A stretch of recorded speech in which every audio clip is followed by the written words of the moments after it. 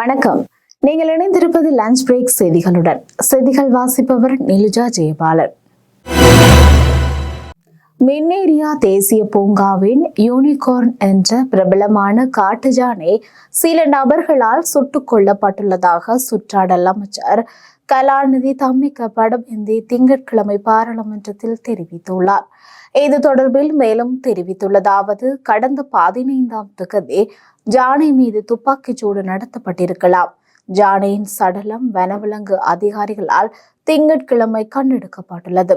மின்னேரியா தேசிய பூங்காவில் நன்கு அறியப்பட்ட ஒரு யானையாக இருந்த யூனிகார்ன் யானை கொல்லப்பட்டதற்கு காரணமானவர்களை அடையாளம் காண வன பாதுகாப்பு திணைக்களம் விரிவான விசாரணைகளை ஆரம்பித்துள்ளது. சட்டவிரோதமாக கொண்டுவரப்பட்ட 2,50,00,000 ரூபாய் பெறுமதியான குஷ் போதைப் பொருட்களுடன் இந்திய தம்பதி ஒன்று கட்டுநாயக்க விமான நிலையத்தில் வைத்து விமான நிலைய சுங்க அதிகாரிகளால் நேற்று திங்கட்கிழமை கைது செய்யப்பட்டுள்ளனர். இந்தியா நாட்டைச் சேர்ந்த 32 வயதுடைய கணவரும் 29 வயதுடைய மனைவியுமே கைது செய்யப்பட்டுள்ளனர். சந்தேக நபர்கள் இருவரும் தாய்லாந்தின் பேங்காக் நகரத்திலிருந்து நேற்றைய தினம் காலை 11:10 மணியளவில் கட்டுநாயக்க விமான நிலையத்தை வந்தடைந்துள்ளனர். இதன்போது விமான நிலைய சுங்க அதிகாரிகளால் மேற்கொள்ளப்பட்ட சோதனையில் சந்தேக நபர்கள் கொண்டு வந்த பயண பொதிகளில் மிகவும் சூட்சமான முறையில் மறைத்து வைக்கப்பட்டிருந்த 2 கிலோகிராம் குஷ் போதைப் பொருள் கைப்பற்றப்பட்டுள்ளது. இதனை அடுத்து சந்தேக நபர்கள் இருவரும் மேலதிக விசாரணைகளுக்காக விமான நிலைய போலீஸ் போதைப் பொருள் தடுப்பு பிரிவினரிடம் ஒப்படைக்கப்பட்டுள்ளனர். மாலைத்தீவில் மாலை பகுதியில் உள்ள ஒரு கடையில் பணத்தை திருடிய இலங்கை பெண் ஒருவரை விசாரணை முடியும் வரை காவலில் வைக்க குற்றவியல் நீதிமன்றம் உத்தரவிட்டுள்ளது. இந்த சம்பவம் தொடர்பில் கைது செய்யப்பட்டவர் 24 வயதான விஜயேந்திரடுவர் நிராஷாஸ் ரசாலி என்ற இலங்கை பெண் என தெரிய வந்துள்ளது. விசாரணை முடியும் வரை அவரை காவலில் வைக்க குற்றவியல் நீதிமன்றம் உத்தரவிட்டது. நீதிமன்ற உத்தரவின்படி அவர் ஒரு இலங்கையர் என்பதாலும் அவர் தப்பி செல்ல வாய்ப்பு உள்ளமையாலும் விசாரணை முடியும் வரை அவரை காவலில் வைக்க முடிவு செய்யப்பட்டது. அவர் மீதான குற்றச்சாட்டுகளை ஆதரிக்க போதுமான ஆதாரங்கள் இருப்பதாகவும் நீதிமன்றத்தில் குறிப்பிடப்பட்டுள்ள சாட்சியங்கள், சந்தேக நபரின் வாக்குமூலங்கள், சமர்ப்பிக்கப்பட்ட சாட்சியங்கள் மற்றும் CCTV கைப்பற்றல்கள் ஆகியவற்றின் அடிப்படையில் அவர் கடையில் இருந்து பணத்தை எடுத்ததாக நம்பப்படுகின்றது என்று நீதிமன்ற உத்தரவில் குறிப்பிடப்பட்டுள்ளது. இருப்பினும் அவர் எவ்வளவு பணம் எடுத்தார் என்பதை நீதிமன்றத்தில் குறிப்பிடப்படவில்லை. காசா மீது இஸ்ரேல் நடத்திய வான்வழி தாக்குதலில் 100க்கும் அதிகமானோர் உயிரிழந்துள்ளதாக சர்வதேச ஊடகங்கள் தெரிவித்துள்ளன. போர் ஒப்பந்தத்தையும் மீறி தெற்கு மற்றும் மத்திய காசா பகுதியில் இஸ்ரேல் படையினர் வான்வழி தாக்குதலில் ஈடுபட்டுள்ளனர். ஜனவரி 19ஆம் தேதி முதல் போர் நிறுத்தம் அமலுக்கு வந்த பின் இஸ்ரேல் மிகப்பெரிய தாக்குதலை தற்பொழுது நிகழ்த்தியுள்ளது.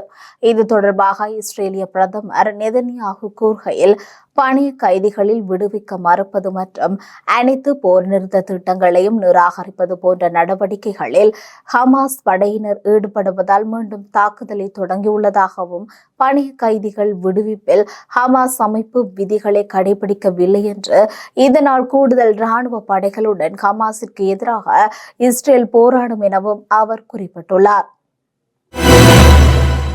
எமது நாட்டில் தமிழ் மக்களுக்கு எதிராக ராணுவம் இழைத்த யுத்த குற்றச்சாட்டுகளுக்கு தண்டனை வழங்கப்படாத நிலையே பெண் வைத்தியரை முன்னாள் ராணுவ சிப்பாய் பாலியல் வன்கொடுமைக்கு உள்ளாக்க நேரிட்டது என யாழ் தீவக பெண்கள் வலையமைப்பின் இணைப்பாளர் ஹம்சிகா ராஜ்குமார் குற்றம் சாட்டினர். நேற்று திங்கட்கிழமை அனுராதபுரத்தில் முன்னாள் ராணுவ சிப்பாய் பாலியல் வன்கொடுமைக்கு உள்ளாக்கப்பட்ட பெண் வைத்தியருக்கு நீதி நிலைநாட்ட வேண்டும் என ஏற்பாடு செய்யப்பட்ட தீவக பெண்கள் வலையமைப்பின் ஊடக சந்திப்பில் கலந்து கொண்டு கருத்து தெரிவிக்கும் போதே அவர் இவ்வாறு தெரிவித்துள்ளார். நான் ஹம்சிகா ராஜ்குமார், யாழ் மாவட்ட தீவக பெண்கள் வலையமைப்பிலிருந்து வந்திருக்கின்றேன். நாம் இன்று இந்த ஊடக சந்திப்பில் எதற்காக கூடியிருக்கின்றோம் என்றால், எமது நாட்டிலே இந்த மகளிர் தினத்துக்கான மாதத்திலே ஒரு பெண் வைத்தியருக்கு நடந்த அநீதிக்காக குரல் கொடுப்பதோடு அவருக்கான நீதியை உடனடியாக பெற்றுக் கொடுப்பதை வலியுறுத்துவதற்காகவே நாங்கள் இன்று கூடியுள்ளோம். அத்தோடு இன்று பெண்களுக்கு பாதுகாப்பு இருக்கின்றது. நாட்டின் பிரதமர் ஒரு பெண் என்று நாங்கள் புகழாங்கிதம் அடைந்து கொண்டிருக்கின்ற நேரத்திலும் இவ்வாறான ஒரு நிகழ்வு இடம்பெற்றது என்பது ஒவ்வொரு இன மத மொழி கடந்து ஒவ்வொரு பெண்களையும் அச்சமடைய செய்திருக்கின்றது. இதற்கு காலதாமதமற்ற நீதி கிடைக்கப்படுவதோடு தொடர்ந்து பெண்கள் பாதுகாக்கப்படுவதற்கான ஏற்பாடுகள் சட்ட ரீதியாக செய்து கொடுக்கப்பட வேண்டும். இன்று நாம் அனுராதபுரத்தில் நடந்த இந்த ஒரு நிகழ்விற்காக இங்கிருந்து குரல் எழுப்புகின்றோம் என்றால் அதற்கு என்ன காரணம்?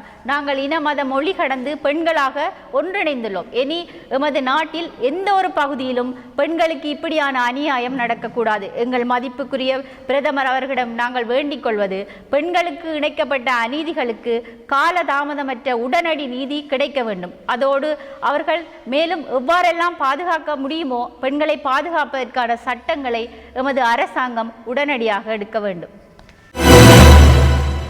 ஸ்ரீலங்கா பொதுஜன பெரமுனவின் யாழ் மாவட்ட பிரதான அமைப்பாளர் காசிலிங்கம் கீதநாத் தலைமையில் 2 உள்ளூர் அதிகார சபைகளுக்கு கட்டுப்பணம் செலுத்தப்பட்டுள்ளது. இன்றைக்கு யாழ்ப்பாணத்தில் இருக்கிற 2 சபைகளுக்காக ஸ்ரீலங்கா பொதுஜன பெரமுன சார்பில் நாங்கள் கட்டுப்பணத்தை இன்றைக்கு காலம்புரை நாங்கள் கட்டியிருக்கிறோம். இந்த முறை நடைபெறுகின்ற உள்ளூராட்சி தேர்தல்கள் போன முறை போல அமைதியாகவும் எந்த ஒரு வன்முறையும் இல்லாமல் அமைவதற்கான எங்களுடைய கட்சி சார்பாக அனைத்து ஒத்துழைப்பையும் நாங்கள் நல்குவோம். ஐக்கிய மக்கள் சக்தியின் வடமாகாண பிரதான அமைப்பாளர் உமா சந்திர பிரகாஷ் தலைமையில் யாழ்ப்பாணத்தில் உள்ள 17 உள்ளூராட்சி சபைகளுக்கு கட்டுப்பணம் செலுத்தப்பட்டுள்ளது. வணக்கம். கடந்த வெள்ளிக்கிழமை மற்றும் இன்றைய தினம் ஐக்கிய மக்கள் சக்தி யாழ்ப்பாணம் கிளிநொச்சி மாவட்டத்தில் சகல உள்ளூராட்சி சபைகள்லையும் தேர்தலில் போட்டி போடுறதுக்கான கட்டுப்பணங்களை செலுத்தி இருக்கிறது. 17 சபைகள் யாழ்ப்பாணம் கிளிநொச்சி மாவட்டத்தில் போட்டி போடுறோம். ஐக்கிய மக்கள் சக்தி அதனுடைய தலைவர் சஜித் பிரேமதாஸ் அவர்கள் மீது கொண்ட நம்பிக்கை தொடர்ந்து மக்கள் மத்தியில் இருக்கிறது. ஜனாதிபதி தேர்தலிலே ஒரு அமோக ஆதரவை கொடுத்திருந்தார்கள். இந்த முறை உள்ளூராட்சி சபைகள்ல ஒரு கணிசமான ஆசனங்களை பெறக்கூடிய நம்பிக்கையோடு புதிய இளம் வேட்பாளர்கள், லஞ்சம் ஊழல் இல்லாத வெளிப்படைத்தன்மையோடு இருக்கக்கூடிய வேட்பாளர்கள், குறிப்பாக பெண்களுடைய பிரதித்துவத்தோடு நாங்கள் இந்த 17 சபைகள்லையும் தேர்தலில் போட்டி போடுறோம். வேலணை பிரதேச சபையின் முன்னாள் உறுப்பினர் சுவாமிநாதன் பிரகலநாதன் சுயேட்சை குழுவில் போட்டியிடுவதற்காக யாழ்ப்பாணத்தில் கட்டுப்பணம் செலுத்தியுள்ளார். தீபக முன்னேற்ற கழகம் எனும் பெயரில் வேலணை பிரதேச சபைக்கு மாத்திரம் போட்டியிடுவதற்காக இன்று பிற்பகல் யாழ்ப்பாணத்தில் உள்ள தேர்தல்கள் அலுவலகத்தில் கட்டுப்பணத்தை செலுத்தியுள்ளார். எல்லோருக்கும் வணக்கம். இந்த முறை வேலணை பிரதேச சபை தேர்தலில் போட்டியிடுகின்றோம். சகல அரசியல் கட்சிகள் கணக்கெடுக்காமலும் சகல அரசியல்வாதிகளால் புறக்கணிக்கப்பட்டு பாலைவனமாக மாறிக்கொண்டிருக்கும் எமது தாயகமான தீபகத்தை அபிவிருத்தி அடைந்த தீபகம், தன்னிறைவுள்ள தாயகம் என்ற இலக்கு நோக்கி பயணிக்கின்ற தீபக முன்னேற்ற கழகமாகிய நாங்கள் முதல் முறையாக இம்முறை தேர்தலில் வேலணை பிரதேச சபை தேர்தலில் சுயேட்சையாக போட்டியிடுகின்றோம். எனவே தீபக அபிவிருத்தி அடைய வேண்டும் என்று ஆசைப்படுகின்ற உணர்வுள்ள தீபக மக்கள் அனைவரும் நமக்கு ஆதரவை நல்கி இம்முறை தீபகத்தில் புதிய மாற்றம் ஒன்றை உருவாக்க எம்முடன் இணைவார்கள் என்று நம்புகின்றோம். நடைபெறவுள்ள உள்ளூராட்சி சபை தேர்தலில் யாழ்ப்பாணம் மாநகர சபை, கோப்பாய் பிரதேச சபை மற்றும் வேலணை பிரதேச சபை ஆகிய 3 சபைகளிலும் தொழிலதிபர் ஞான பிரகாசம் சுலக்ஷன் தலைமையிலான சுயேட்சை குழு போட்டியிட உள்ளது. குறித்த சபைகளில் போட்டியிடுவதற்காக யாழ் மாவட்ட செயலகத்தில் இன்றைய தினம் திங்கட்கிழமை கட்டுப்பணத்தை சுலக்ஷன் தலைமையிலான குழுவினர் செலுத்தியுள்ளனர். யாழ் மாநகர சபை முதல்வர் வேட்பாளராக யாழ்ப்பாணத்தின் பிரபல தொழிலதிபர் ஞான பிரகாசன் சுலக்ஷன் களமிறங்கியுள்ளமை குறிப்பிடத்தக்கது. உள்ளூராட்சி மன்ற தேர்தலிலே பிரபல தொழிலதிபர் ஞான பிரகாசம் சுலக்ஷன் அவர்களுடைய தலைமையில் யாழ் மாநகர சபை, வேலணை பிரதேச சபை, வலிகிழக்கு பிரதேச சபையிலே எங்களுக்கு சாதகமாக இருக்கக்கூடிய இந்த பிரதேச சபைகளிலே நாங்கள் அவருடைய தலைமையை ஏற்று நாங்கள் இந்த முறை தேர்தலில் கட்டுப்பணம் செலுத்தி இருக்கின்றோம். வருகின்ற 20ஆம் தேதி நாங்கள் எங்களுடைய வேட்புமனு தாக்கலை செய்ய இருக்கின்றோம். யாழ் மாநகர சபையினுடைய மேயர் வேட்பாளராக தொழிலதிபர் ஞானப்பிரகாசம் சுலக்ஷன் அவர்களும், வேலனை பிரதேச சபையினுடைய முன்னாள் பிரதேச சபை உறுப்பினர் சிவகடாச்சன் சிவநேசன் அவர்களை தலைமை வேட்பாளராக கொண்டு வேலனை பிரதேச சபையிலையும், வலிகிழக்கு பிரதேச சபையை பொறுத்தவரையில் பிரபல சமூக சேவையாளர் சிவனிக்சன் அவர்கள் தலைமையேற்று தேர்தலிலே களங்காண இருக்கின்றோம். இந்த தேர்தலிலே நாங்கள் சிறப்பாக வெற்றியடைவோம் என்பதில் எந்தவித மாறுபட்ட கருத்துக்கும் இடமில்லை. எனவே நடைபெறுகிற தேர்தலிலே எங்களுடைய தொழிலதிபருடைய தலைமையில் நாங்கள் இந்த தேர்தல் களத்திலே சந்திக்க இருக்கிறோம் என்பதை மகிழ்ச்சியுடன் தெரிவிக்கிறேன். உள்ளூராட்சி மன்ற தேர்தலில் போட்டியிடுவதற்கு நாடாளுமன்ற உறுப்பினர் ராமநாதன் அர்ஜுனா கட்டுப்பணம் செலுத்தியுள்ளார். யாழில் உள்ள உள்ளூராட்சி சபைகளில் சுயேட்சை குழுவாக போட்டியிடுவதற்காக யாழ் தேர்தல் திணைக்களத்தில் நேற்று கட்டுப்பணம் செலுத்தி இதன் போது அர்ஜுனா எம்பி கருத்து தெரிவிக்கையில், அரசாங்கத்தின் இதும் படி பார்த்தேன், அவை சொல்ற கதையும் படி பார்த்தா தாங்களே எல்லாத்தையும் செய்வோம் ஒன்று தேவையில்லைன்னு சொல்லினோம். நினைக்கிறேன் நல்ல ஒரு ஒப்போசிஷன் இருக்கணும்ன்றதால நான் நினைக்கிறேன் இந்த முறை தச்சுமையம் வெல்லாத இடங்கள்ல வேற ஒரு தமிழ் கட்சி ஒன்று வெள்ளமா இருந்தா அவைக்கு நாங்கள் சப்போர்ட் கொடுக்கறதுக்கு தயாராகும். தச்சமயம் எனக்கு மெஜாரிட்டி இருந்து வேற ஒரு தமிழ் கட்சி சேர்ந்தா காணுமெண்டா நாங்கள் அவரோட சேர்றதுக்கு இருப்போம். முக்கியமாக கஜேந்திரகுமார் பொன்னம்பலம் வந்து இப்போ என்னோட வடிவாக கதைக்கிறார். அது மாதிரி டிஎன் நேம்ஸ் நேரங்களில் வடிவாக கதைக்கிறது. அப்படி நான் தமிழர் இதில் நான் ஒற்றுமையாக நிற்கிறதுக்கு எப்பவுமே தயாராக இருக்கேன். யாழ்ப்பாண மாநகர சபையின் முதல்வர் வேட்பாளர் யார்?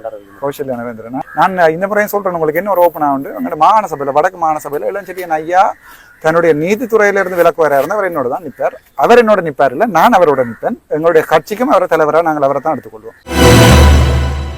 அரசாங்கத்தால் வழங்கப்பட்ட ஊரமானிய பணத்தை சில விவசாயிகள் பெறவில்லை என்று அந்த பணம் திருடப்பட்டுள்ளது தற்பொழுது தெரிய வந்துள்ளது என்று விவசாய பிரதி அமைச்சர் நாமல் கருணாரத்ன தெரிவித்துள்ளார்.